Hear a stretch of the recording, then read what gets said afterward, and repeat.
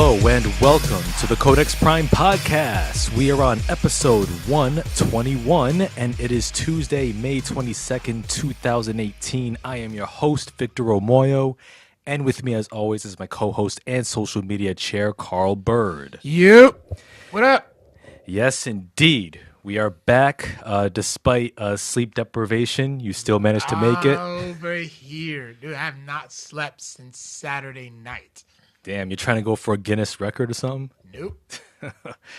Nope. I am not. I just have not slept. No, can you stay awake for the episode, though? Given what we're talking about, yeah. Oh, yes. And for those just joining us, we are talking about Deadpool 2 as our main topic of discussion later on in this episode. So we're going to get into a spoiler talk, our spoiler-filled review of Deadpool Part 2, starring Ryan Reynolds of Vancouver, British Columbia, Canada. And I think he's from Vancouver. But anyway, and we got some other nerd headlines to get into as well as some stuff we've been up to this past week. So, and a bit of wrestling talk as well. And oh boy, we got some wrestling talk. Now for the not so favorable reasons, I'll say. But yeah, Carl, should we start with you? What you've been up to as you're sharing the episode? Okay. The second season of 13 Reasons Why came out this past Friday. So I'm actually I'm in the middle of that. I'm in episode 6. So actually what this season is about is in the aftermath of Hannah's death. She's the girl who killed herself in the first season. Yep. Season 2 actually follows the character's healing process as Liberty High, which is the high school where it takes place. They go on trial for Hannah's death. But Polaroids have been surfacing and uncovering secrets that Clay, who's the main protagonist, and his classmates are trying to find the truth about, although somebody has been threatening them to basically keep their mouth shut during the trial. Okay. All right. So it's like snitches get stitches, right? Yeah, you can say that. Yeah, it's a pretty fucked up show. I mean, yeah, I know it was I know the first season, I know you reviewed it on the podcast last year. I did. Around this time. Yeah, around this time actually. And yeah, you recommended it. I mean, I was curious about it, but I never had the chance to get around to seeing it. It's dark enough. You might like it. Okay. I mean, I don't know what that's supposed to mean, but okay. There's no cancer though, I'm sorry. Oh, come on, man. But still goes. Whatever, man. But okay, 13 Reasons Why season 2. Okay, it's one you recommend. And I actually did this like a couple weeks ago, but I just completely forgot. Yeah. I listened to Cardi B's album, Invasion of Privacy.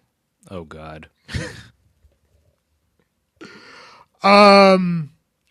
It's not my cup of tea.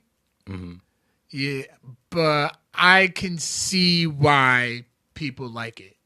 Yeah. It's actually like very relatable. It's like I can see like lots of women listening to it before they get ready to go out and like go to the clubs or like go have like ladies' nights and stuff. Okay. It's like a pre-gaming album. Yeah. Yeah, or like on the way, when you're on your way to your venue, that's what you would listen to. Okay. But I mean, it's not my cup of tea. Okay. Not my cup of tea, but I once again I can see why people would like it. All right. Would you rank Cardi B as somewhere like around a Little Kim level or Rhapsody or Remy Martin? I would say a Little Kim, but for this era. Okay. Bit Nicki Minaj-ish? Yeah. Okay. Yeah. I mean, I did like that song that she did with Bruno Mars, Finesse, the remix. You can't really... Yeah. I mean, then again, I'm a Bruno Mars fan, so... That, Bruno stepped up over the years. Like, he was kind of annoying at first when he came out. I had a song or two here or there, but then it's like... Lately, though, since he's been, ever since like Uptown Funk with, his Morris Day in the Time feel, Mm-hmm. and with this one, Finesse, and a lot of his recent songs have been like basically tributes to the music that I grew up listening to, thanks to my dad, my family, and the rest of my family. Yeah. So like with Finesse, it just hit that '90s R&B feel, and I love '90s R&B music. Yeah, man. Like still to this day, I love the New Jack Swing era. Yes. So I was like, Finesse got me. It's kind of getting on my nerves because my girl's daughter loves the song a little too much. It's like she'll sing it word for word. Wow. At 3 years old, I kind of like sometimes just the best with her when in the beginning of the song and Cardi says, "My big fat ass got all the girls, all the guys shook." So I'll kind of like stop it, and she'll like accidentally say ass, and we'll laugh at it. Correct her when she says it, but Right. so she's learned like whenever she knows I'll do it, she'll like automatically stop because she knows like I'm setting her up for that. Mm-hmm. So I was like, but I mean the song still holds up. Like I enjoy playing it at parties. Yeah. But other than that, I'm still working on God of War. Okay. I think I'm getting far. Okay. Well, so where are you at in the Kratos' journey? The Tears Vault. Okay. Yep.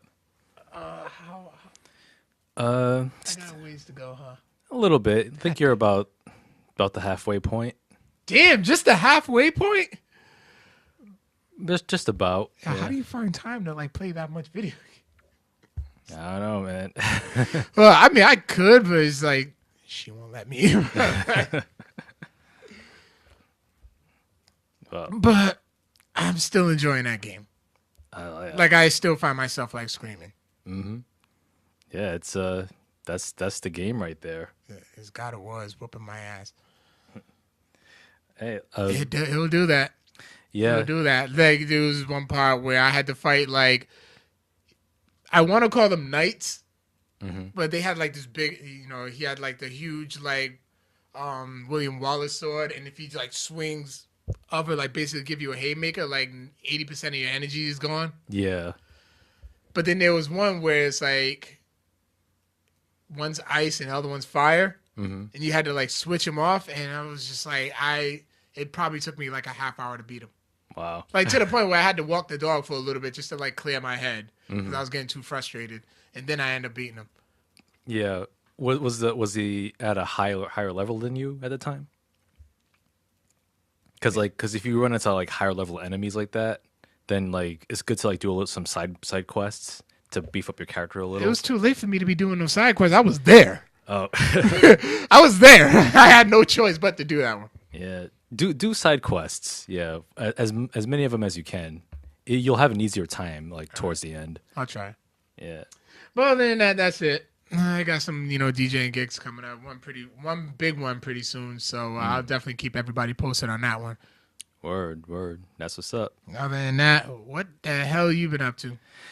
Man, just been playing some video games, as I do. Right now I've been playing on the PS4. Been playing Mad Max. I've seen that.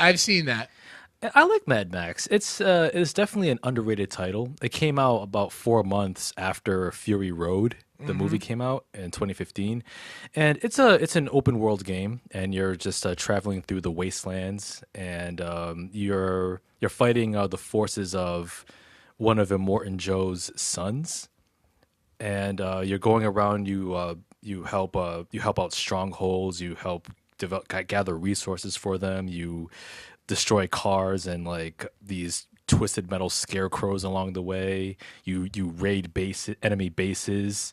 You gather scrap for materials to upgrade your character and the car. And I'd say that I like it quite a bit. It does capture the feel of the Mad Max universe, especially Fury Road in particular. Although it does get a little repetitive because like you're doing the same types of side quests over and over, and the main storyline, well, there's not much to it. Basically, Max is looking for the fabled Plains of Silence. It's like a peaceful part of the wasteland where he doesn't have to deal with anybody or anything or any dangers. he doesn't know if it's real or not, and that's the extent of the main storyline. But there are some interesting characters along the way. Like one of the characters that sticks with you throughout the main quest is this hunched back mechanic named Chum Bucket. What's his fucking name? Chum Bucket, like a bucket of chum. And, okay. Yeah, and yeah, my mind's in the gutter for that. yeah, you know, he accompanies you throughout your travels as you're driving the Magnum Opus, which is Max's car. Yeah. You get to upgrade it, and he's the mechanic, and he kind of worships the car as if it's like a deity, like the angel combustion and all this. You also have a dog which can sniff out mines throughout the wasteland. It's convenient. Yep. Gameplay wise, it's pretty solid. The combat can be a little annoying at times when enemies swarm you. It's kind of similar to Batman, the Arkham games, Yeah. where you're just fighting enemies and then like you can counter enemies like with a triangle button. But it's pretty cool. You could use a shotgun. You can have like these exploding javelin poles with like grenades at the end. You just launch them at your enemies and then you explode in a nice goo. It's awesome. Yeah, I do recommend Mad Max if you have a PS4. If you're a fan of the series, it's one of the rare instances where a video game based on a movie doesn't suck and it's actually worth your time. It's pretty cheap. I think you can get it for like around like 20 or less if you didn't get it for free last month at the PS Plus free games. That was a free game. Yeah, but I can't download any more free games. Not for a while. oh, not enough space. No, this is a simple fact that I have not. I'm still working on God of War. Then I gotta do Last of Us. Then I gotta do Bloodborne. Yeah, Probably by that time I'll decide to get Detroit Become Human. Ooh, I'm gonna let you finish because yeah, yeah. With that, I do recommend Mad Max. It's pretty cheap if you got a PS4. And yeah, it is a little repetitive, but it's one of those games where I'd say like you play it every once in a while. Like it's one of those games like you have that as your side, and then you have like your main course, you work on that, and then you go back to it whenever. Kyle agrees. Good Yeah. game, but just got old because of the repetitiveness. Yeah, it is repetitive. I do grant you that, but like I said, it's worth checking out. I do have a slate of video games that I do plan on tackling on my phone. I have a whole list of like unplayed PS4, PS3, and PS2 games. Why don't you just go for the whole thing and just get some PS1 games? I mean, PS1, there's not a whole lot that I would get besides the Final Fantasy games of 7, 8, and 9. Get WCW Nitro. Oh, Nitro was trash. Jesus. At least Warzone. Warzone, that was like one of the first games that you can do the creative wrestler. Yeah, I remember I had Warzone and Attitude for the Attitude was N64. fire. Attitude was fire for its time. Yeah, for its time, but like 'Cause- it doesn't hold up at all. Yeah, because you're punching people with open fists. Yeah. And everyone had a different button combination, like a regular fighting game. Yeah. It was just a bit much. I had the time of my life playing that game. I made up so many made up characters. Yeah. But yeah, man, I'm thinking about replaying Final Fantasy 12 on the PS4, which is called the Zodiac Age, which looks dope because Final Fantasy 12 is, I would say that's my favorite Final Fantasy game that I completed, because I completed 10, 12, 13, and 15. So 12 definitely is my favorite. You never beat 7? No, I made it to the second disc and I stopped. That's right. That game was like 3 discs, wasn't it? Yeah, it was. I'll probably buy the Final Fantasy 7 on the PS3. I think it's all available on the PS4, like the original version. Yeah. So I'll probably get that. Parasite Eve just ruined me when it came to RPGs. Have you beaten Parasite Eve? Nope. No. Nope. That was Rage Quit. Oh, you rage quit. Yeah, that was Rage Quit. I couldn't go nowhere. I had no weapons, barely a little bit of life, and I was like stuck somewhere. Yeah. And I was just like, you know what? I just couldn't do it. And it was a good story too. Parasite Eve was a good story, and I just couldn't do it anymore. Yeah. I mean, I can see why. I actually did manage to finish it. Although there was a point where it's like, is it worth finishing? Then I was like, I just powered through it. I bet you I can tell you something right now, and that will just make you like scrap everything, and you're gonna want to play it. What's that? Want to borrow the first Onimusha? No, I'm good. You're a bitch. No, listen. Onimusha was a shit. Oh, Onimusha, it was good. That was so good. I'm so mad I never played like the second or third ones. Oh, the third one is the best. Really? Yeah. Because the first one was dope.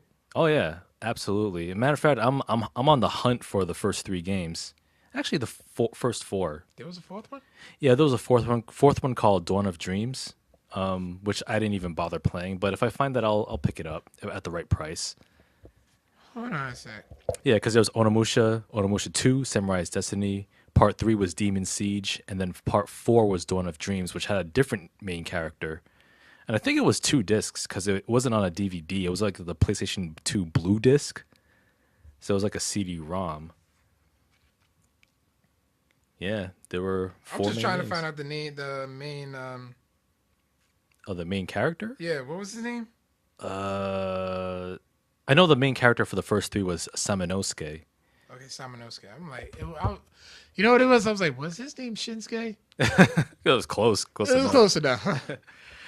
But yeah, man. Yeah, just got a slate of games that I'll be tackling, and besides that, not much. Just watching a few movies at the theater via a Movie Pass.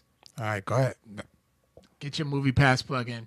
Oh yeah, Movie Pass. I know they've been kind of wonky lately, but for new subscribers, yes, you can watch as many movies as you want in the theater, but you can only watch a movie once. So once you check in a movie with Movie Pass, you can't watch it again with the app. So you have to pay for it again if you want to watch that movie again. So in other words, you use Movie Pass for Deadpool 2. Yes, I did. And if you wanted to try and watch it again, it said then in the app it says that you already watched this movie and you can't use the app for Deadpool. okay, that's 2. still not bad. Thing is, I was like, It's I don't go to the movies that often. it's fair. I mean, but it's still worth getting. I mean, $9.95 a month for as many movies as you want. Yeah, like I plan on seeing Solo, and then like, Well, Solo, I'm not. I have no interest in watching Solo, and I know that because it's a Disney production, Movie Pass. yeah, I well, can't- it is. It won't take it. So I'm gonna have to pay for it out of pocket, so we can have something to talk about next week's episode. Yeah, I'll just get it over with. It's like just do it, yeah. It's a job. It's one of those jobs. It's a job. It's a job movie. Yeah. But Because I'm actually going into Solo with low expectations. oh yeah, me too. Because it's like, do we really need to see a young Han Solo movie? Did anyone really ask for it? It's not necessary, but I heard it's still enjoyable. So I mean, why not? I suppose. Yeah. But you got any more? Oh no, that's it. I'm good. I wanted to get. You guys not sticking around. Ain't trying to hear spoilers for Deadpool. Understandable. Oh yeah. We'll issue a warning, guys. We'll issue a warning, guys. Yeah. But I did play the demo for Detroit Become Human. Okay. The graphics are dope. Of course. Yeah. They did not undersell the graphics. I mean, there's a slight off the gameplay wise, but I mean the video wise is amazing, phenomenal. But it's a Telltale game, Yeah.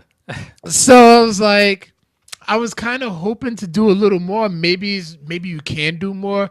Just that in the demo it's like a Telltale mode. But I'm actually rather interested in hearing the story. I mean, it's kind of I haven't even had the chance to put a down payment on pre-order and stuff, so I'll just tough it out and get it when it probably won't not when it comes out, but I'll get it eventually. Yeah. But I think it's not bad. Okay. It's not bad at all. I'm seeing that it's getting great reviews, so I'll probably wait until I see actual like more reviews Yeah. after it comes out. Yeah. It does. It certainly looks interesting, and Play the demo. yeah. It's free. I mean, I know what to expect because I know it's from Quantic Dream, and I've Yeah. played two of their previous games, a Heavy Rain, which was good, not but imperfect, but still worth playing, and Indigo Prophecy, which started good but then ended up being a trash fire at the end. Not as stuck when it started, but now it's just garbage. Yeah, like Worst Jay-Z impression. young.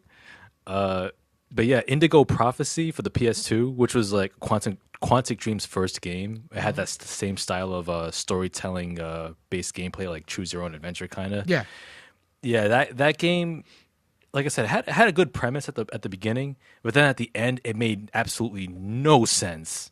Like they just threw away the script and just like made up shit on the spot. Which one? Which game is this?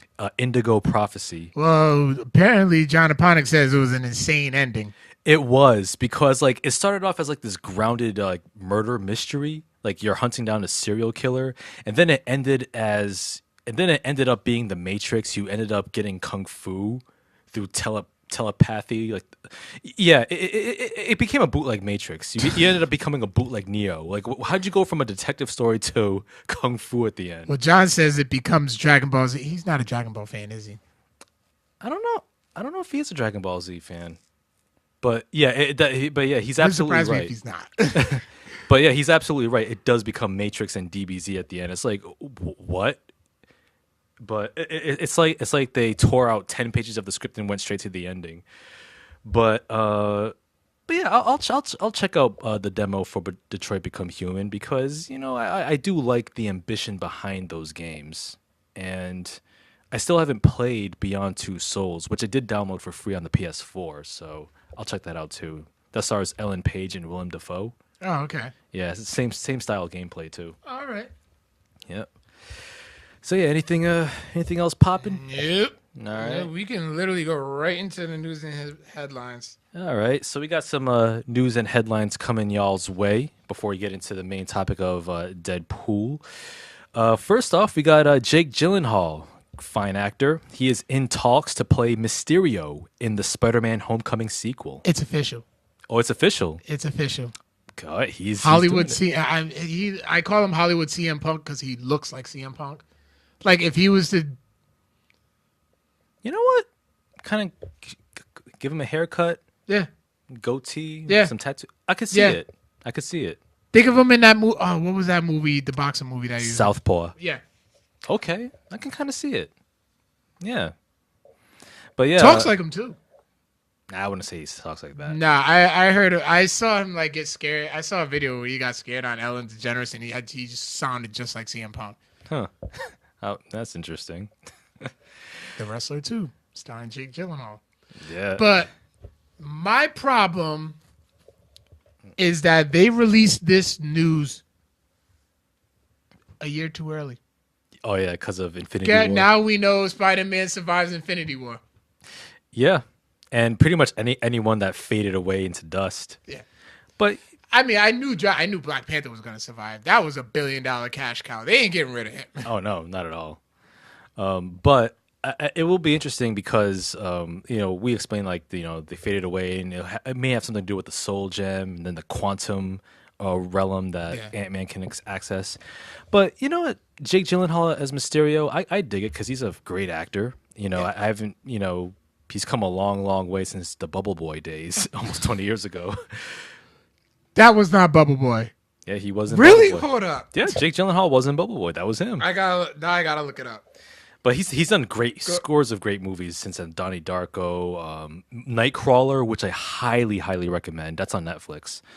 But yeah, Gyllenhaal as Mysterio will be interesting because I think with Mysterio, you can make him a compelling villain. I think the most compelling version I saw Mysterio was Kevin Smith's Daredevil comic, Guardian Devil, back in the early 2000s, where Mysterio was a tragic figure at the end. And Holy shit, he was Bubble Boy. yeah, that was him. I told you. So yeah, I'm down for it. Also, Michael Keaton will be returning in the sequel as Vulture. Did you see what he did at that graduation? Oh yeah, he had a commencement speech. Yeah. And did it with "I'm Batman." Crowd went insane. Of course. I'm proud of those millennials for knowing a little something. Of course, they gotta, But I'm interested in this, and also an interesting bit of trivia. Jake Gyllenhaal, he was considered to be Tobey Maguire's replacement for Spider-Man 2 when I think I remember hearing something about that.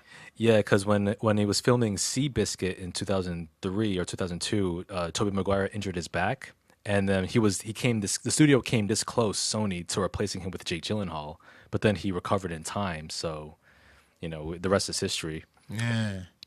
Yeah, Spider-Man 3 history. yeah, we don't talk about Spider-Man 3. That doesn't exist. Uh, I have it on Blu-ray.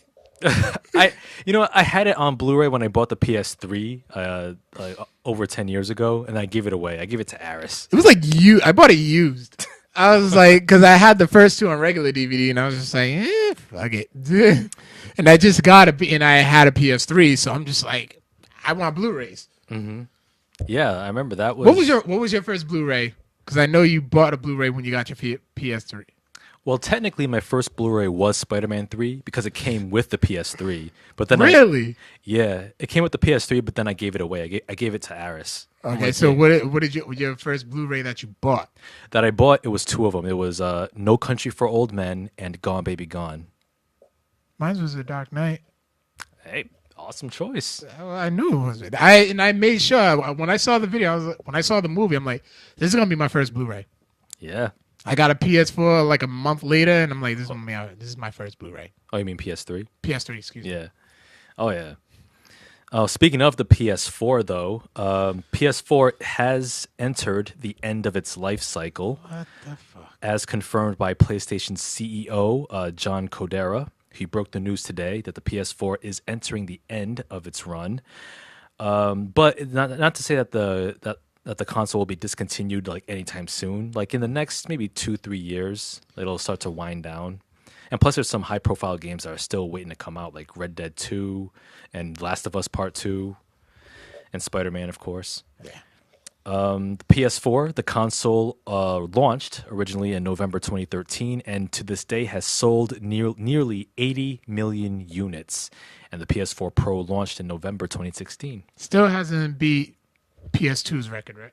Right. I think the PS2 is, I don't know how much, but I know it's higher than 80 million. PS2 was just, you know what really just made PS2 so like revolutionary? What was that? The simple fact that it was a DVD player. Yeah. People in the hood did not like have, a lot of people just didn't have DVDs at that time.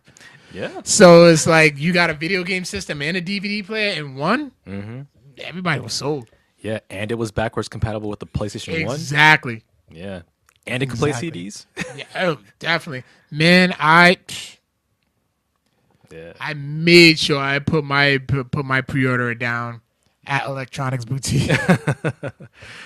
Yo, like I remember when I first bought the PS2, it was December 2001, and That's when I got mine. yeah, it was the original the chunky model. Yep, that's the one I had. Yeah, but my PS2 it had there was a common problem with some PS2 units, the fat ones, where if you had the blue discs, like you would hear like a scratching sound inside, and then it turns out that like for some reason the laser couldn't read the blue discs properly. So what you had to do is you had to put a clear Scotch tape on the four corners of the center of the disc, so it can properly calibrate itself. Really? Yeah, I remember that's what I had to do with the fat PS4. I mean PS2 rather. Yeah, I had to like send mine to get it fixed.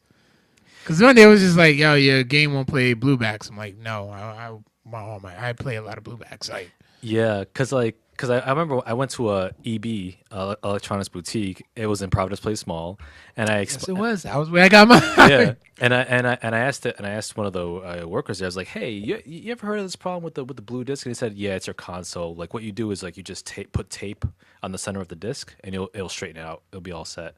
And I did it. Had no problem since. Oh. Yeah, but then later on, like I think Aris wanted my PS2, the original one, because I think he found a way to play modded games on it. Yeah. So he just gave me his slim PS2, which I still have to this day. Oh, okay. Yeah, and I'm like, cool.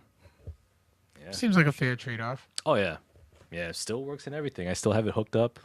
I'm looking at it right now. It's got the red power light on standby. Got some games, man. Waiting for it. They calling me. We got some other news here too. The Obamas have received a multi-year Netflix deal.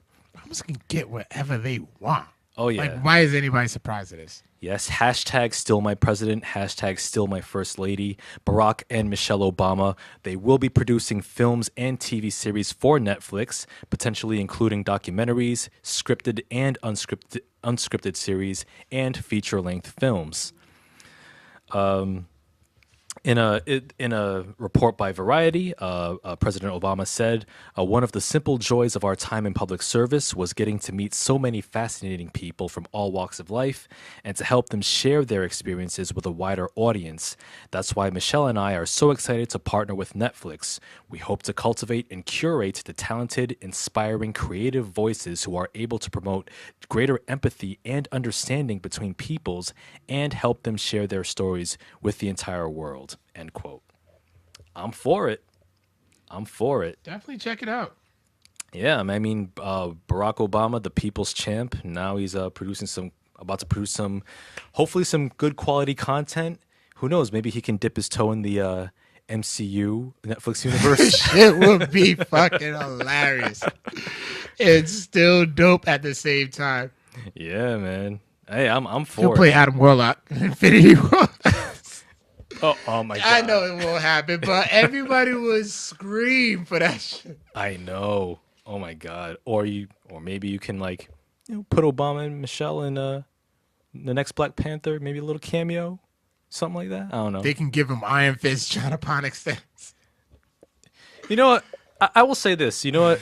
They could give the Obamas Iron Fist, provided that they'll explain that Danny Rand disappeared with the Infinity Gauntlet. He disappeared. Let's give season 2 a chance to see if it's redeemable. Well, okay, but an alternative, we can have Danny Rand disappear, never to return ever again, and then the Obamas can take over the Rand Corporation, rename it the Obama Corporation, and then make it like a philanthropic nonprofit, and then go around saving the world. And they can work with Wakanda and create vibranium products, and elevate the world one country at a time. That sounds cool if you didn't if you just threw about if you didn't involve Danny Rand. But I will say this though, since we kind of get into some quick MCU talk. Yeah. Apparently Agents of S.H.I.E.L.D. just had their season finale. Oh really? And it ties into the events of Infinity War. Oh, okay. So I'm real interested to see. I may have to just get back into watching Agents of S.H.I.E.L.D. again. I was only on the beginning of season 6. Okay. So I'm maybe after 13 Reasons Why, I'll do an episode a day if I can. Yeah, I'll leave that to you, man. All right. Agents of S.H.I.E.L.D. it's not a bad show. Okay. It's not bad. Yeah, I mean, I don't have anything against it, but I just can't drum up enough interest to sit down and watch it from the start. Okay. Some other series news here on Amazon's Lord of the Rings series. The first season of Amazon's $1 billion series will focus on a young Aragorn. The character was originally played by Viggo Mortensen in the trilogy. The series is contractually obligated to run for a total of 5 seasons. What if it fails? That's a good question. What if it fails? They're going to be out $1 billion. Well, it seems like the first season at least is a prequel, so focusing on a young Aragorn. It could still fail.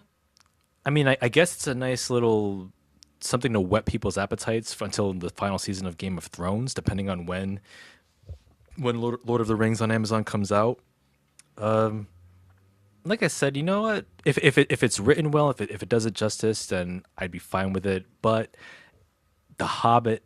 Those Hobbit movies have soured my taste in anything Lord of the Rings prequel related, and I'm not a big fan of prequels to begin with. So, You know what? I'll give it a fair chance.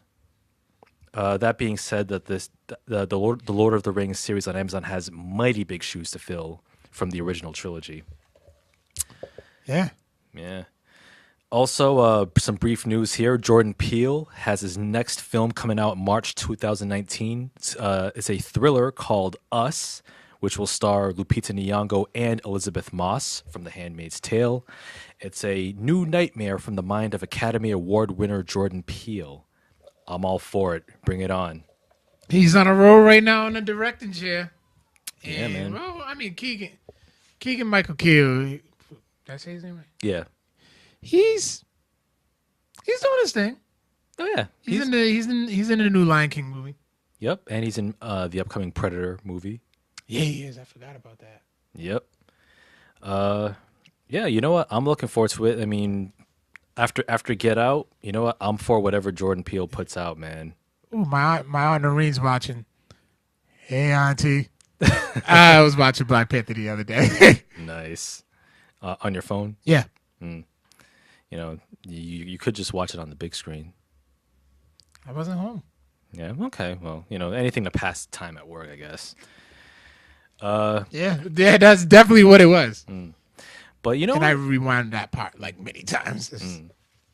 But you know what? Let's get off the Marvel train just briefly. Let's throw a bone for our friend John Haponik here for some welcome DC news, which I'm sure he'll enjoy. Well, hey, Babylon, what's going on? Yeah, so I'm sure John will appreciate this DC news, which I'm sure will get him excited. There's going to be a new Batman TV series, which will be focused on Alfred Pennyworth. So yes, Epix, which is that streaming network, they have signed a 10-episode deal for a new series called Pennyworth, which is set in the Batman universe and follows the trials and tribulations of Bruce Wayne's butler. The series will explore Alfred's origins as a British SAS officer who forms a secret company and goes to work with Bruce Wayne's father, Thomas Wayne, in 1960s London. Now, Pennyworth is not a spin-off of Gotham and will be set in a completely different universe, so the actor Sean Pertwee from Gotham will not be starring in the show. Worth a shot. I mean, I hear good things about Gotham. Just let me ask something. Do you know anybody who has the Epix streaming service? Nope. Me neither. I see it all the time in the PS4, like TV and Download video. me. Yeah, like nah. You're, I put you in the same file as Crackle. No. Okay, Crackle. I was watching The Critic for a little while on it. Okay. And episodes of the Steve Harvey Show from the 90s. Mm-hmm. They got some stuff. Yeah. But I needed the space. I was like, all right, I can do without it. Okay. How much was Crackle? Crackle was free. Oh, it was. Yeah. Okay. Yeah, I might have to check it out. And you said they have The Critic on there? They did. I don't think they have it anymore. Man, hopefully Hulu will get it because I really like that show a lot. The Critic was. I loved The Critic. Yeah, absolutely, man. And final news here before we get into our main topic. Guillermo del Toro, the Oscar-winning director, he's getting The Devil's Backbone, and I think that's it. So you know what? I got my fingers crossed for it. Okay, I'm sure he'll probably make it. What's going on, Grande? Yeah. So yeah, we got some. So that sums it up for our news and headlines, and now we're going to get into our main event here. It looks like we got a whole bunch of likes coming our way. It's like a flood torrent that I'm looking at right now. Hey, appreciate it. Yes, we appreciate it. We appreciate y'all for joining us. We are going to get into our review of Deadpool 2, but we will before we get into our spoilers, we'll give our brief non-spoiler first impressions. So Deadpool 2, to set it up, it's the sequel to the 2016 hit starring Ryan Reynolds as the Merc with a Mouth, straight out of Regina, Canada, because Canada is for lovers. Yes, that's how it's pronounced. I thought it was Regina, Canada. It's actually pronounced Regina. Yeah. In this one, Deadpool, the plot. You know what? I went to this film not knowing what the plot was, but if you must know, Deadpool has to protect a kid from a time-traveling Cable played by a badass Josh Brolin. And that's all you really need to know, really. So, Carl, what are some of your non-spoilery first impressions of Deadpool 2. Okay, overall, it was a very, very fun watch. More action, more comedy, and it was a fair balance between the two. Yep. Slight plot holes, Yeah. very slight. Okay. Very slight. I mean, no movie's perfect, Right. so there's gonna be flaws. But I mean, for one thing though, I was curious to find out how the song "Ashes" by Celine Dion was gonna fit into the movie, and it did just perfectly. Yeah. It is like the song is such a good song, but I can't listen to it without laughing. Like the movie the video just completely messed me up, and just the simple fact that like, yo, how would somebody like Celine Dion like want to associate themselves with something like Deadpool? I think that was the joke in and of That's itself. what, yeah, and it was just it was like perfect. Perfect, and it was just the same it was the same formula from the first one. Like none of the jokes, nothing felt forced. You know, a lot of the jokes had great timing, and it was what made Deadpool, like the first Deadpool, stand out, and it still continues to stand out. It's just one of those formulas where it's just if it wasn't broke, don't try to fix it. Yeah, absolutely. You know, I absolutely enjoyed the hell out of Deadpool 2, more so than the first one. Really? Yeah, this one was even funnier than the first. It doubled down on the meta humor, and on all the jokes pretty much worked. It made sense within its universe. Ryan Reynolds definitely knocked it out of the park. This was the role that, you know, this shows a role where if you're really passionate about something and are knowledgeable about the role and respectful, and you have a director that knows the material, you got gold. Shame on you, Tim Miller, for wanting to make it more lighthearted. Yeah, I mean it was. I mean, and technically, you know what? You know, he wasn't lying when he said that it's a family picture. In its way, it is. It does meet the criteria. Just like the first one. Okay, big shout out to Tim Miller on that one. It was like, yo, the first one was a love story in it.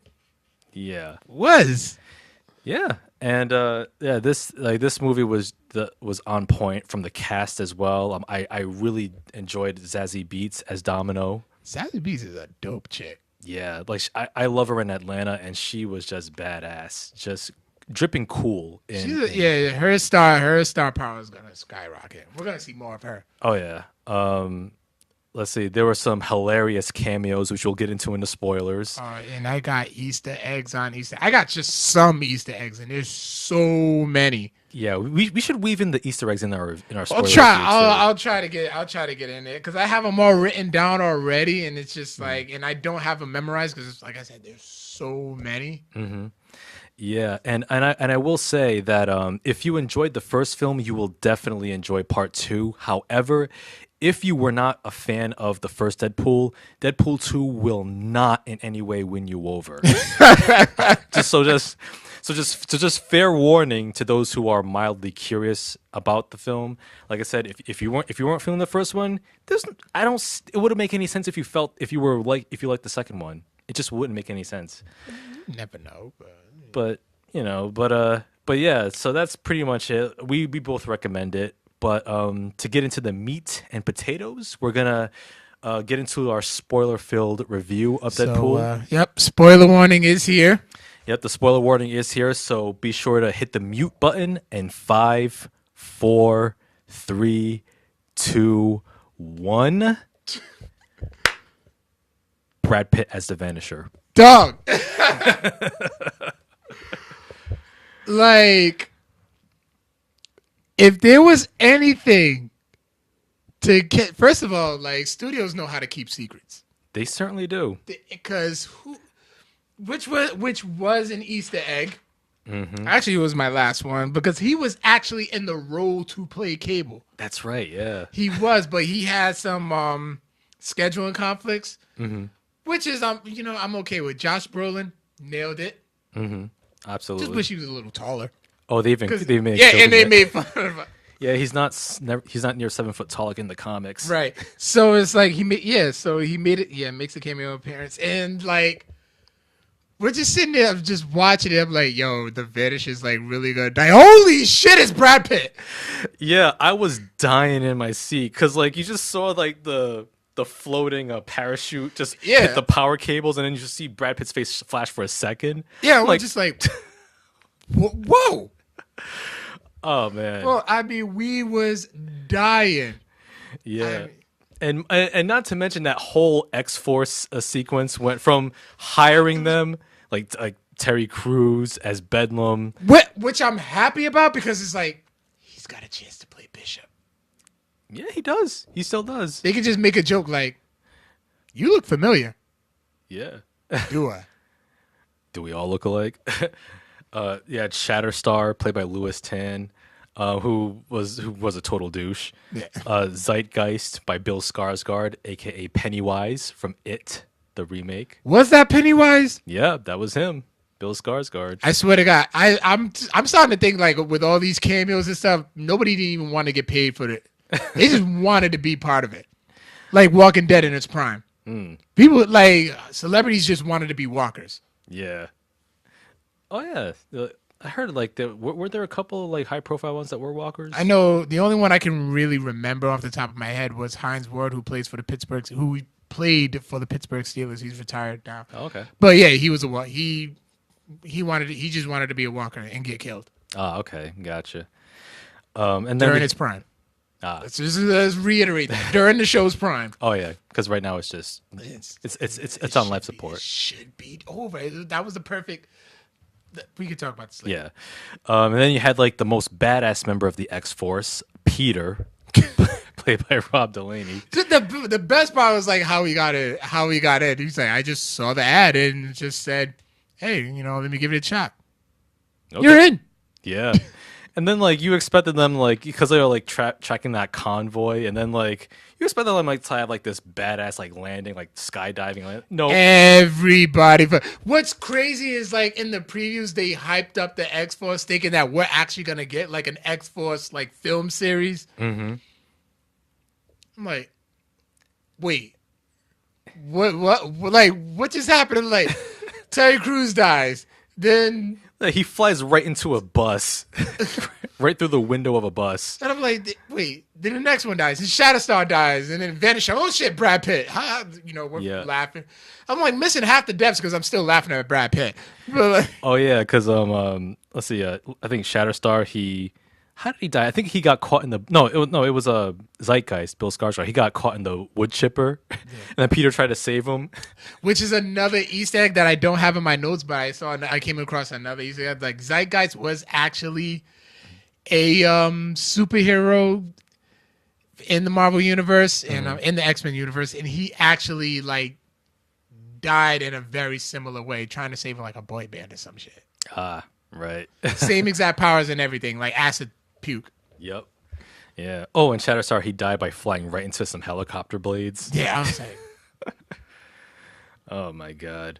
But yeah, that whole thing was just hilarious because like you said, like the marketing was so masterful because it hyped them up, and then you just saw them like just thrown away. Just thrown away. They were in the movie for like 5 minutes. Mm-hmm. Yeah, and then like going back to the beginning, one joke that made me laugh, that was the first one where it showed Logan, like the toy of him like impaled from the end of the movie. And oh my god, what was the song that they used too at the? It was a song after Marina Baccarin's character Vanessa, when she gets killed. Yeah. That's when they went to that James Bond title sequence with the Celine Dion song. No, there was another 80s. It was another song from the 80s, and I just cannot think of it right now. Oh, it was oh shit, I forgot.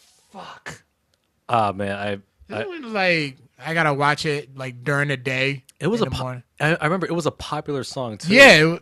Yeah, and it's just but yeah, like what I absolutely loved though, like going back to the beginning too, and throughout the film was all the shots fired against DC, the DCEU.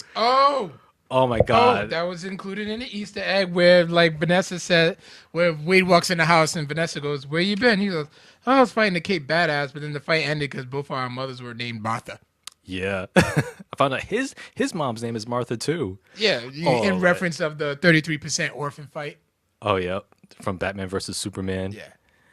Yeah. And then there was another one. He's like, "Oh my god, it's like you're so dark. Are you from the DCEU?" Oh yeah, That's paraphrasing. I know. yeah, when he fights Cable in the icebox prison. Yeah, and then because Cable he's trying to go after this kid played by Julian Dennison, this kid named Russell, who's also known as Fire Fist in the comics, and Russell and Julian Dennison. If you haven't seen this movie, he's also stars in this movie Hunt for the Wilder People, which also stars Sam Neill and was directed by Thor Ragnarok director Taika Waititi, and he was hilarious in that too. And so Wait, in who was this, this? Julian Dennison, He was in. he was in Hunt for the Wilder People. Oh, okay. Yeah, and in this, he plays this kid named Russell who he has the powers of manipulating fire, and he's an abused kid. He's in this weird home called the Essex House, and it's run by Eddie Marson's character, who's like the headmaster, and he's like basically has all these mutants, and he's like this like quasi religious cult-ish figure where he's like he kind of like tries to rehabilitate mutants and by torturing them basically.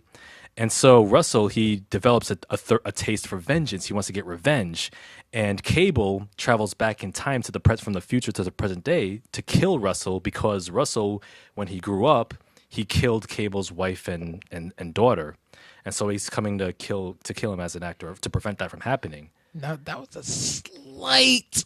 Oh, and I want to say that, and I think the song that they were using in the beginning was "We Belong" by Pat Benatar. Yes. And there was I think I didn't get. I feel like I didn't get enough of Cable's backstory, like what? Because it seemed like he was just living in this lavish loft, but then it's like it seemed like the future looked like really fucked up.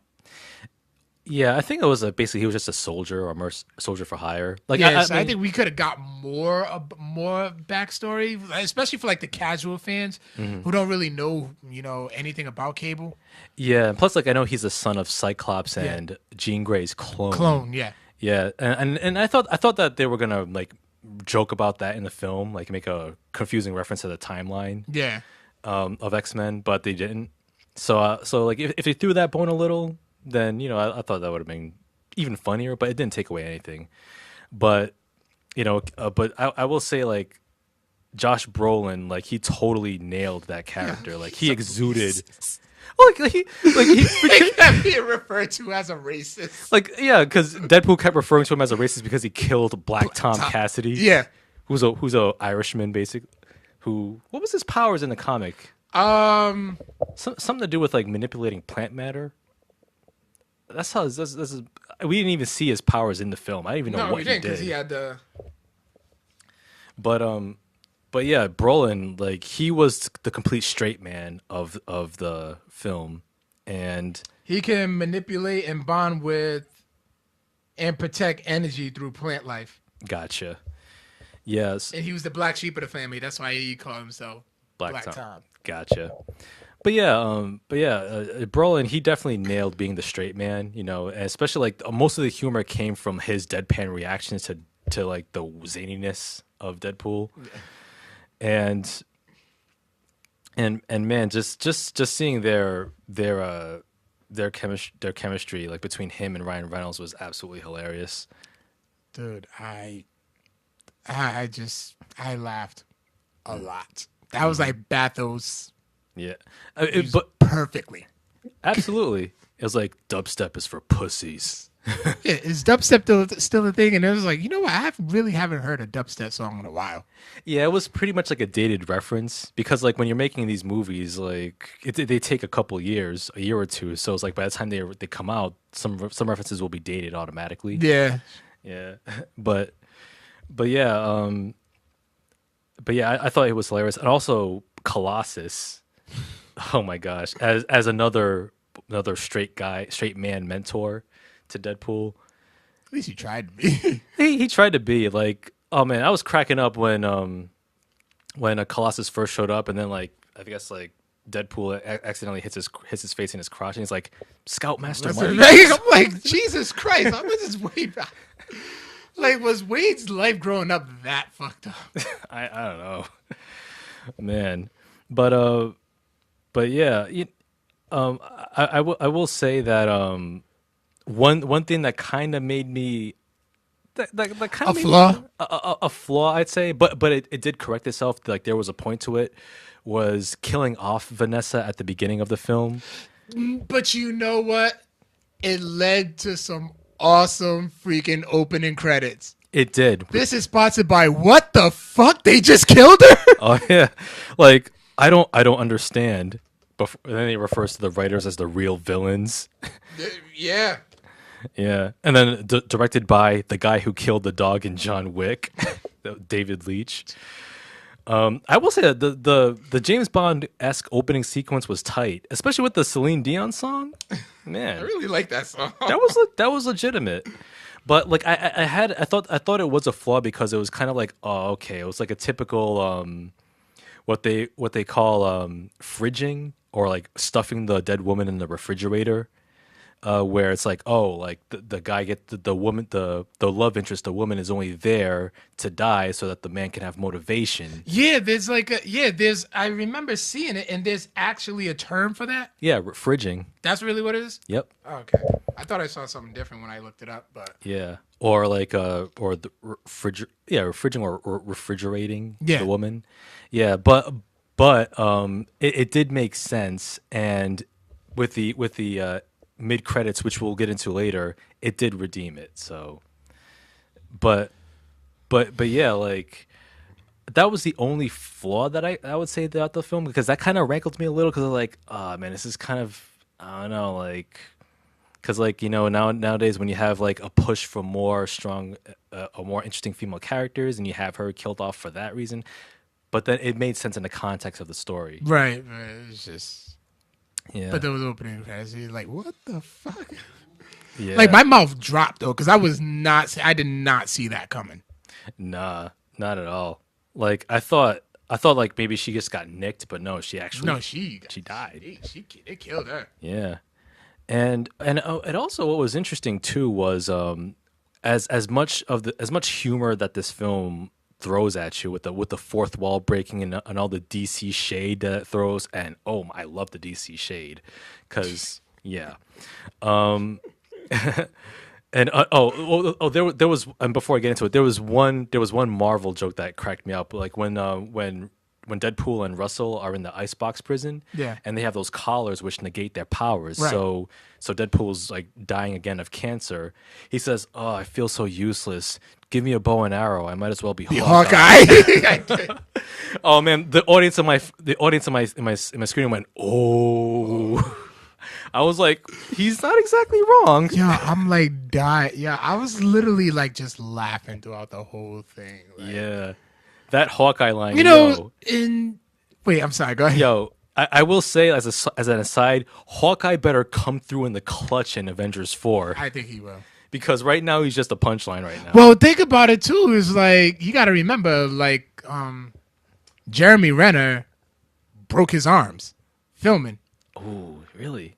Yeah, you didn't hear about that? No. Yeah, it was a little accident. He broke his arms filming. Was it in And for Infinity War. Oh, damn. Shit. Well, I do hope that he does recover and he Yeah. comes through in a major way. No, I know, I'm sure he will. But yeah, that one was just like, ooh. And then, hi, wait. Hey, you get like for some reason that little gag was just like, in a way, is this racist? It's like all Japanese girls like this Hello Kitty teenage life. Oh no. Yeah. Plus, like I remember. Oh yeah, Yukio. She's the same. I guess a younger version of that character from the Wolverine. From the Wolverine, yeah. Yeah. So like, see how the timelines are so confusing. They are, but it was just still kind of like I just still had good laughs about it. Like, Yeah. hi, wait. Yeah, I think it's like I look at the Deadpool movies as taking place in a version, a different Yeah. version of the X-Men universe. But yeah, what I was gonna say earlier was what I like about this Deadpool as a character was that as much as as humorous and hilarious as this movie was, like there was some like legitimate like emotional stakes too, like between Deadpool, Cable, and Russell, because Deadpool, for as outlandish and as like fucking batshit crazy he is, he actually genuinely cared for Russell. Like he wanted to did. prevent Cable from killing him because like, he's like, yo, like Russell, he could still have a chance from Of redemption. he can of redemption, you know, like because Cable travels back in time specifically because when Russell killed the headmaster with the Juggernaut, you know, which also played by Ryan Reynolds, you know, he developed a taste for blood. So, How'd you like how Juggernaut looked? I thought that was how Juggernaut should have looked. Yeah, better than Vinnie Jones. Way better, way truer to the. I'm the comics. Juggernaut, bitch. Yeah, that didn't hold up well. That was just like a capitalizing off that meme video from like 10, 11 years ago. Which The Juggernaut bitch video, which was like it took one of the X-Men episodes, yeah. and then like just like overdubbed with like the new voiceover dialogue, just like, you know, mocking the characters. But yeah, Juggernaut, I did like his look, and the fight between him and Colossus, I thought that was pretty fun. QCGI fight. Yo, he like, yeah. I'm like, oh man, and it was actually pretty dope. And he ends with him sticking a freaking live wire up his. Oh yeah, and then Deadpool tried with the Black Widow Hulk Ultron thing. Oh, sun's getting real low. Another Easter egg. That was actually the first one. And he was like, yeah, the sun's getting real low. Yeah, The sun's getting real low, and it just doesn't work. Nah. It just doesn't work unless you're Black Widow. Yeah, or Black Widow. Yeah. Oh, speaking of which, Domino, man, I absolutely loved her. Though in that the film. argument when she was trying to be hired to be part of the X Force, and the argument she's like, I can manipulate luck. That's not a power. Yes, it is. No, it's not. Yes, it is. No, it's not. Yes, it is. No, it's not. And it just kind of went around, and then it kind of like stopped for a minute. It still kind of like it kind of like made its way full circle, and then went right back to arguing again. But then like it just shows Domino's power is that she can manipulate luck Yeah, to her favor, and yeah, like, she had it.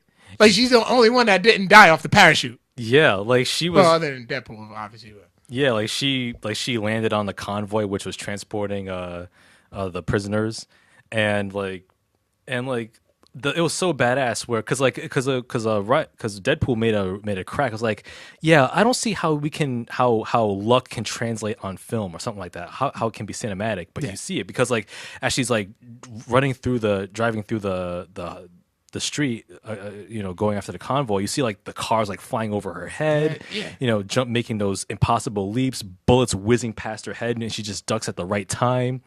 You know, she at one point flies into this inflatable panda, which just so happens to be right there. Right there, yeah. Yeah, so it's like, yeah, I can see Okay, it. yeah. I'm like, yeah, she got the power to do it. Yeah, powers of probability. Yeah. Yeah, and I really liked her characterization too. Like she was just totally like just cool as a cucumber. Played off Deadpool and the other characters really well, and like you could tell like how annoyed she was by it, mildly annoyed she was by everything. She was like, "Oh my god, why I should have finished college." But yeah, but she's an awesome actress, Zazie Beetz. No, oh yeah, and then the part when they was on the parachute, not the parachute, on the plane, and he's sitting there like, "Don't worry." He's sitting there just yelling at Peter, and he's like, "Don't worry, I'm only yelling at you just to sound tough. I really do like you." Yeah. I'm like, fucking Peter. That's Yeah. all you can say. It's like, Peter. Yeah. It would have been funny if Peter had like this huge, this unknown like badass power that came out of nowhere. That would have been hilarious. But no, it turned out that no, He's just a dead regular ass guy. Yup. But yeah. And also we got to mention another great supporting character, Dopinder, Yo, Brown Panther. oh man, we died at that part. You know, like I love the opening conversation like he had with Deadpool, and he was driving in his cabs. Like, you know, thanks to you, I discovered my purpose. It's like, and Deadpool's like, yeah, good for you. What is it? I want to be a contract killer. Killer. What? And then as he's explaining it, like, oh, like when I kidnapped Bantu from the first, in the first film, I developed a taste for it. And then like you saw at one point, like Deadpool's just looking right at the camera, and he's just like looking right back at Dopinder. He was just. I need to watch this movie again. Yeah, it was tailor made for a repeat. Like I will viewing. get the Blu-ray. I will get the Blu-ray and put it on my phone. Yeah, get the Steelbook too. I will pre-order the Steelbook this time. But yeah, it was just hilarious, especially like at the very last moment when he kills the headmaster, running him over with his cab. Yeah. Oh man, but speaking of that last scene, I just found it so hilarious, like how after they killed the Juggernaut, and when I think when Deadpool finally shoots at Russell, he's finally gonna kill him. Yeah. The Deadpool sacrifices himself, and he has to after putting the collar on him, after trying to talk down Russell, and his words aren't reaching him. So Russell's like, oh, you all feel my wrath. He's about to kill. He's about to kill, I guess, Cable. Cable shoots him. Deadpool takes the bullet, and then it goes into like this what felt like 10 minutes of just him like trying to die with this power negating collar around his neck, and it's like every time it's like, okay, he said his last word. Okay, wow, that was deep. Actually, and it just went on and on. And I'm saying, like, don't kill him off. He's got to give us a third one. Yeah. He's gotta. Nope. Mm-hmm. Nope. He's still here. Okay. All right. Okay. No, he's gonna go. Nope. Okay. Good. Still here. Yeah. Still here. And then ultimately, he ends up in the afterlife for limbo, and Vanessa tells him like, "Oh, your heart's in the right place, but you have to go back." Nope. It's not your time. Yeah. Like, what the fuck? Yeah, and then it turns out that Cable used his time traveling device to go back to the time just before they confronted Russell. And then Cable pats him on the chest, not knowing that the token, with the lead token, which in a way is like Vanessa kind of saved his life. Yep. But then it's just like, and then when Cable's like, "Oh, I'm gonna stay here a while," but he's like, "Is your future that bad that you have to stay?" Like, I needed more. I felt like I needed more. Yeah, because he said that.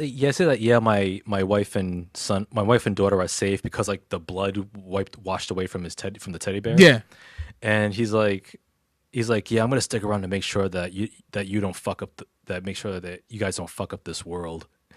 He's like, well, okay, all right, but then he still like, made an indication like, but you're a racist though. It's like, I'm not racist. It's like, Jesus Christ. and then he's like, then Deadpool's like, you used your last charge in your time device for me. He's like, no, I didn't. But you did though. No, I didn't. So he was like trying to downplay it. I honestly think like I could see more movies with them too. Yeah, Deadpool and Cable. Well, I know Josh Brolin signed like a 4-movie deal. Oh, as Cable? As Cable. Oh, nice. And then we got like the actual X-Force. Yeah. Yeah. I did want to see more of Negasonic Teenage Warhead though. Yeah, we didn't get enough. Yeah. She came in once during the Colossus Juggernaut fight, to help out at the last minute assist. But remember, Deadpool's not an X-Men. Mm-hmm. He's an X-Men trainee. Oh yeah. With the freaking jersey on and everything. Yeah. And then every time he tried to say it, everybody corrected him. Mm-hmm. As a fellow X-Men trainee. Yeah. This fucking movie. Oh man. This fucking movie, man.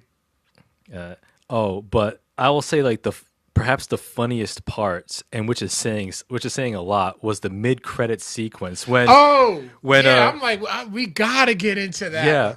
It was when Negasonic Teenage Warhead and Yu-Gi-Oh! They repair Cable's Cable's time traveling device, and then Wade Wilson takes it, and then Negasonic Teenage Warhead's like, what have we done? And then the first thing you see is him traveling to X-Men Origins Wolverine with that bootleg ass Deadpool pop Pow! headshot. He's like, what are you doing? Just doing you a favor. Pow, pow, pow. Pow, pow, pow, pow, pow, pow, pow. Just empties the entire clip. He had to make sure. Yup. Travels back to X-Men Origins, kills off the fake Deadpool, and then he kills actual Ryan Reynolds for looking at the script for Green Lantern. Oh, yes. This is going to take me to the big time. Then you see a shot of the Green Lantern script. All of a sudden, blood spatter all over it. You're welcome, Canada. And I was just like, I'd never seen the Green Lantern movie. Yeah, I like, refuse. was it really that bad? Because I remember I was at work and then one of my clients was saying that, like, I just saw Green Lantern. I'm like, oh, okay. Like, how was it? Amazing. He's autistic. Leave him. Let him. Okay. All right. I'll let him be. But I will say that Green Lantern did get like 20-something% on Rotten Tomatoes. Jesus Christ, that's less than Batman versus Superman. Yeah. Ooh, it was not a good look. Oh man. But talk about this movie. Yeah, I need to see this movie again. Yeah, it's like I will say with Deadpool 2, it's one of those movies where a review doesn't really do it justice. No, you have to see it again. Yeah, see it for all the meta humor, the fourth wall breaking, the references, the badass action sequences. Yeah, like right. especially like the earlier ones, like him in Japan fighting Yakuza in the bathhouse. Wow. Yeah, cut off both of that one dude's arms. Oh man. Still just as violent and graphic as the first. Yeah, and also like that one scene where it was in slow motion, that one dude running away in the warehouse, and Deadpool's killing off everybody, zipping back and forth in the background, and he runs right into the panic room. That was pretty tight. Yeah. But the thing was, he had like that whole mob like chasing him, and he's like running into dope, and he's like, start the car. Oh yeah. And I'm like, you just killed like half that damn warehouse, but yeah, you can't kill those group of people. But I mean, I guess he kept it for like comedic purposes and stuff to bring in dope hinders. Yeah. Oh yeah, for sure. He hops into the cab, which can lead to my Easter eggs. You want to get into the Easter eggs? Yes. Oh, one thing before I forget. Go ahead. Got to talk about Blind Al, Leslie Uggams. Yo, and that. Leslie Uggams, legendary actress. Mm-hmm. Like, either the money must be right or she really had the time of her life playing Blind Al. Yeah, she's making that Fox money between Empire and Deadpool 2 and the first Deadpool. I think she's kind of been written off at Empire. Well, no spoilers because I got to dive back into it. So. Oh, I didn't know you was gonna get back into it. I'll dive back into it for sure. Yeah. But yo, that one scene had me cracking up where they're all at Blind Al's apartment, and this was after Deadpool was cut in half, and he's growing. Oh, the baby dick. He's growing back his legs, and then it had that basic instinct moment where he opens his legs and you see that one shot of the baby dick, and Cable's just looking at him like, what? Oh, God. Jesus Christ. Yo, how can they do that scene? I need to see the bloopers. Oh, man. Because I know there could not have been a straight... Like, how could they have kept a straight face? Oh, man. Yeah. And then, like, I actually missed the baby dick part because I, like, closed my eyes in laughter. Like, once he started doing, I'm like, oh, my God, he's doing Basic Instinct. And I just completely missed it right then and there. Yeah. I'm like, yo, we saw a baby. I'm like, how in the hell were they able to get away with showing a baby dick? Like, how did the FCC approve that? They had to sneak somebody at the FCC had to be a Deadpool fan and just let that one slide. I know, but yo, that had me cracking up. Oh man! But yeah, you said some Easter eggs. Easter eggs. All right, so we already knocked out the first two that I had. Well, 3 of them that I had. Yeah. So we're going to go... Okay, so Alpha Flight is actually a pretty hidden one. Now, Alpha Flight is a group of Canadian superheroes in the Marvel Universe, more affiliated with the X-Men. Yep. And there's actually an ad for Alpha Flight on top of I can almost call them Bendo. Dopenders. Dopinder's cab? Yeah. Yeah. Dopinder Bendo. It almost sounds like... Okay, next one is actually M Day. Now, in the House of Essex, there were posters on the wall that read "M Day is near," which Yep. is in reference to the 2005 Decimation storyline, which was a spinoff of the House of M series, Yeah. and it actually involved the consequences of Scarlet Witch stripping 99.4% of the mutants of their powers. She stripped all their powers. So, and those were the events that were referred to as M Day. Yeah. Another M Day reference was that Cable mentions that his daughter's name was Hope. Hope was actually the first mutant born after those events. Ah, okay. All right. So the X-Men cameos. Oh, So when yeah. he's like in that scene where he's in the On the in mansion. the mansion, he's like, "It's just you. So where is everybody?" And next thing you know, you see Nicholas Holt's Beast, and he's like shutting the door real quick, and you can see Ty Sheridan as Cyclops, Evan Peters as Quicksilver, James McAvoy as Charles Xavier, Cody Smith McPhee as Nightcrawler, Alexandra Shipp as Storm. Yep. And it was just all in that one room, and I'm like, they had to do that for free. Yeah. They had to do that. You know what it was? Like I read this. Like they actually did that shot like during the shooting of Dark Phoenix. Really? Yeah, and that was actually a visual effects shot. So they combined that shot with the on-set shot on Deadpool 2. So they weren't in the same room. Really? Yeah, so they just combined the two together in a visual effect. Damn, movies have come a long way for this. Yeah.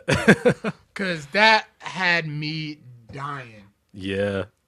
And we're saying that, and a lot of things is like you have to see this movie more than once because you couldn't catch everybody. The shot was so fast you couldn't catch everybody. Yeah, because all I saw was Evan Peters and Nicholas Holt. Same here. Yeah. Same here. So another one which was Mr. Sinister. Oh yeah.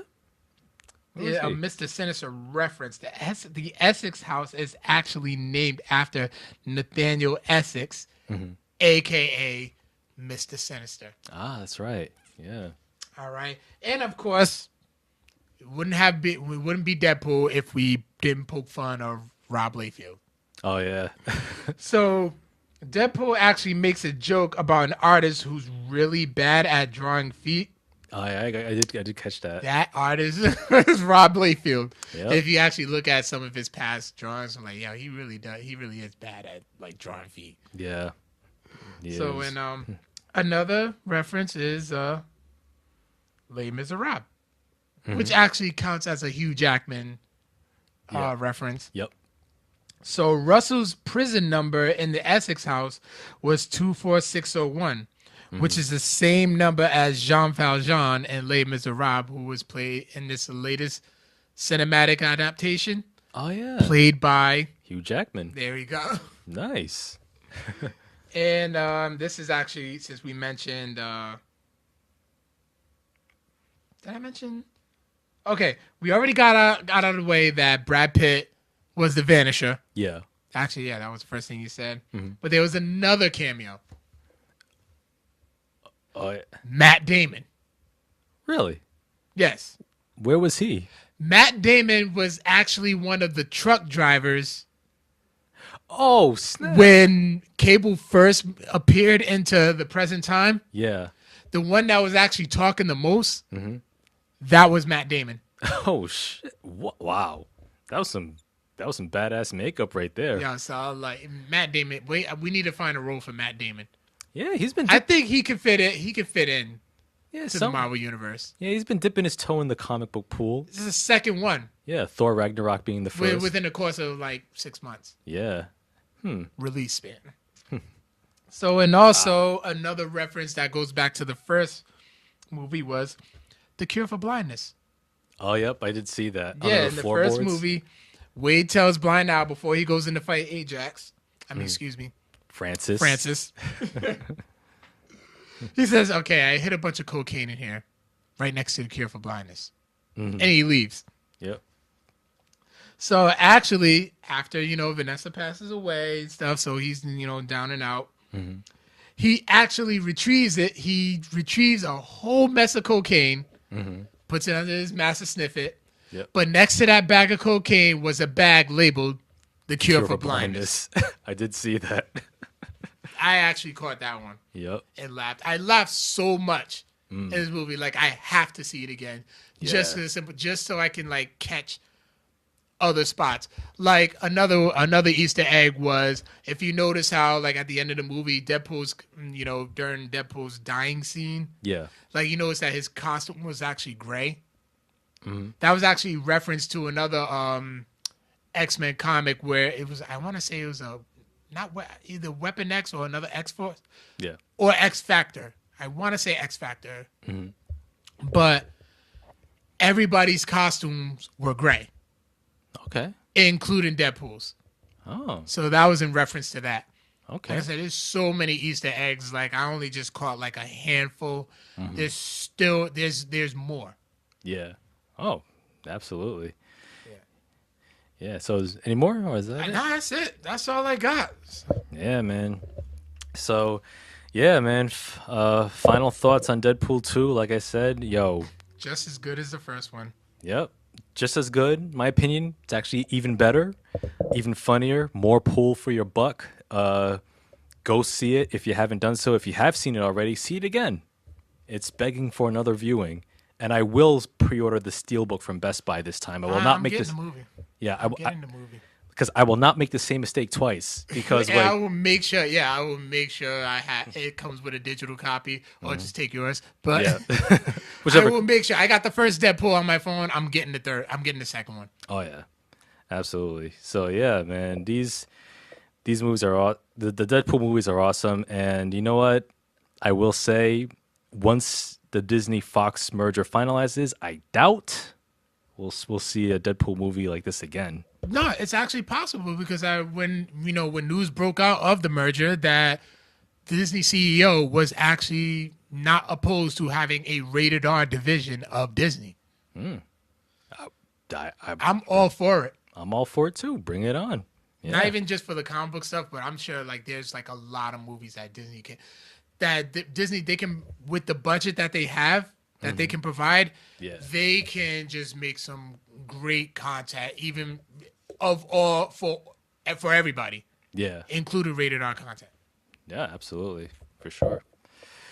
So yeah, man, that about does it for the spoilers. Now we're gonna get into should we get into the email or a question of the week? Actually get into the email because I gotta retrieve. I have to retrieve it. All right. Well, yeah. So yes, a dear friend of the show and resident supervillain, John Haponic. Shout outs to you, my friend, who watches our show, has been a faithful listener. Very faithful. Yep. He sent us a nice email to our show, which I will share with you. And yeah, he shares his thoughts. So and if you don't know, like I said, he's the resident supervillain because he's all team DCEU despite his better judgment. All right, so here it is. John's email, subject line, I hope they remember you. Codex Prime, you lack the courage to do all that is necessary. I speak on behalf of countless Codex Prime listeners who, like myself, have quietly grown bored and tired of your constant pandering to every single Marvel film. Someone needs to make you both see the light. You mistake me as the show's supervillain in this story. However, I am its hero by far. Please consider your crimes, Codex Prime. Carl, you refuse to accept the basic principle of films requiring a soul for an emotional catharsis to occur. The viewer needs to better understand the human condition. I like the Notebook. And Victor, you have fallen so undeniably far, becoming what you swore to never be, a mouth breather. Yes, we all could let Furious 7 slide, but it has only grown worse over time with your Movie Pass viewings and Netflix streaming, transporting you to uncharted and disturbing levels, thereby affecting your judgment. Really, though? So, at the end of July, I intend to invade Codex Prime and destroy all that you hold dear by ruining every single hollow Marvel light show you have ever watched and praised. This is far from a face to face debate, but a meticulous, calculated destruction of those overrated MCU films. Bring it the fuck on. Dread it, run from it, destiny still arrives. Your righteous DCEU fan, John Haponic. P.S. I hate Deadpool as a character. Overrated. P.P.S. In the Ant-Man and the Wasp trailer, the giant ants playing the drums was uninspired. The film was already ruined for me. I'm ready. I'll be ready. I'm ready. I've been wanting this for the longest time. Yes. It's gonna happen. Is this gonna happen? I think it will happen. It must happen. And you know what? It's been too long. And I will say,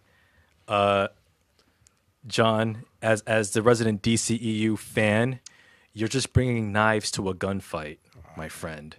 Okay? Because I'm coming guns blazing. Yes, you will fade away into ashes and be rendered obsolete. Just like that. So bring it on, my friend. End of July, we'll be here. I ain't going nowhere. Yeah. I invested way too much in this podcast. I ain't going nowhere. Oh yeah, me too. You know what? We're gonna make it special. We're gonna troll them. I'm gonna have all my Marvel Blu-rays everywhere. Yep. I'm gonna have like the trade paperbacks all over the table. Oh yeah, we're gonna do it up big. We're gonna do it big. Yeah. And shout outs to Nick Quattrini before we get into the question of the week. He goes, little late to the party, but with a crying emoji. But Deadpool 2 was great. The cameos, Domino stole the show for me. Trailer was edited a little bit because it looked like the whole X-Force did something. But they all kind of got knocked off. Juggernaut was a great ad villain. Was not who I thought was. But 5 stars. Right on. Thank you, can't Nick. complain about Deadpool. Oh yeah, thank you, Nick. Thank you for chiming in. Yes. So question of the week. Last week's question of the week was we delve into the realm of stand-up comedy because we had Bad Lad the comic here. Big shout outs to him. Amazing episode. Oh yeah. I enjoyed listening back to that one. Yep. So what is your all-time favorite stand-up comedy special? And this actually got like some great response. Oh yeah. So good friend of mine, Brad Belial, says there's a few. Dave Chappelle, Killing Him Softly, Bill Barr, Why Did I Do This, and Louis C.K.'s Chewed Up. Yeah, Bill Burr was hilarious. All right. Yeah. Oh, Jesus. Friend of the show, Brian Lopes, who's ready to come back and just debate wrestling. Mm-hmm. He says, Killing Him Softly, Raw, Bigger and Blacker, and Freak. More of a one-man play, though. Oh yeah, John Leguizamo's Freak. That is hilarious, dude. I remember watching that one. Yeah, I love that one. Oh, Kendrick Reed said Dave Chappelle, any of them. Oh yeah, yep. Especially his Netflix ones. And I think we kind of spoiled. I think we just spoiled Deadpool 2 for him. Okay. Yeah, sorry about that. Yeah. And Rachel Smith says Bo Burnham's What? Okay. So the next one. So on our Instagram at jump _in _ social says Dave Chappelle's Killing Him Softly. Mm-hmm. Bad Lad shows his love, saying thanks for having me. He had a blast. Yep. No, anytime. thank man. you. Yeah. Escape the Hype says Dave Chappelle for what it's worth. Okay. That was a good one. Post like Chappelle show fame. Okay. John Aponic says Jim Gaffigan's Beyond the Pale. Yeah, I heard these were really funny. Yeah. Gotham City Angel says Bo Burnham's Make Happy. Yep. And Thunder Tongue 41. It's my cousin Alyssa. I freaking love her. I love her screen. I love her Instagram handle. Eddie Murphy's Delirious. Yeah. So this week, what was the best comic book video game? Ooh, I love that question. Best comic book video game? Man. I'll I'll say one of my favorites, the one that comes to mind, and I'll have a couple more answers. Why don't you take my answer? Go ahead. X-Men Legends Okay, you didn't. for the PS2. Maximum Carnage for Sega and Super Nintendo. Okay. Yeah. Okay. Maximum Carnage. Have you played Separation Anxiety? No, I haven't. That was just as good. Pretty much the same game, or same type of game. Yeah, but that had a huge fun factor. Yeah.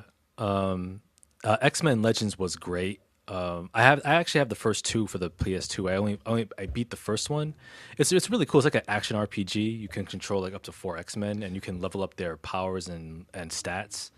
And it's just like fun like button mashing, just button mashing greatness. Oh, and the X-Men arcade game was dope too. Oh yeah, the X-Men arcade game, you can't go wrong with that. Yeah. So another post that I had to put this out because it just did so well on our page. So there's a Thundercats revival coming to Cartoon Network, and it looks absolutely horrid. Yeah. So I just had to read the responses when it comes to this. So Nick Vitrini says, with a thinking emoji, I think they're trying to copy Teen Titans Go. I would have preferred the more recent one they did Lion-O. I think he died, so the kid had to take his place. Mm-hmm. Eddie Ortiz, big fan of the show and former guest, says, what the fuck with puke emojis? No, this is an insult to my entire childhood. Yeah. Katie Elizabeth Burton says, yeah, nope. This is like spitting in your face. This is like spitting in the face of the original. Jason Perry, one of my boys from back in the day, said, what is this blasphemy? This is straight disrespect. Kyle Chapman, one-time guest, Roman Reigns stand, had Desus and Meros going, fuck out of here, in a gif. Mike St. Reed said, what the actual fuck? Alv Awol, friend of the show and provider of our theme music. Yep. Nope. That's it. Just nope. And Dorian Marquise Johnson says, blasphemers. I had to share it. Oh, and then shout out to my homegirl Bobby. I told her about it, showed her, and we was in the car together. She literally was ready to stab me with whatever she can get her hands on. Damn. She was that mad that I showed. And then I showed her Chitara, how she looked. Made it even worse. Wow. I had to redirect the conversation saying I heard a rumor saying that they want to make a Gargoyles movie and they want Marvel to do it. She's like, I feel better now. Well, yeah, that Thundercats. I mean, That was awful. That looked so bad.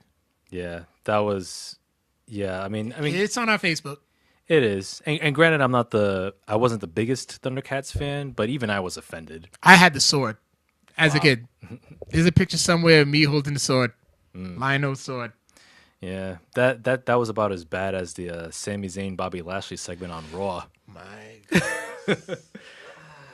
Which all I will say, but I won't get into it too deeply. But all I will say is this: if for our wrestling fans watching, if you thought last year's Alexa Bliss and Bayley's "This Is Your Life" segment was horrible, go watch, or rather, don't watch the Sami Zayn Bobby Lashley's sisters segment from I this am week's episode putting of it Raw. on the level of the Katie Vick angle. Oh God, Like, it was just, like the crowd was silent.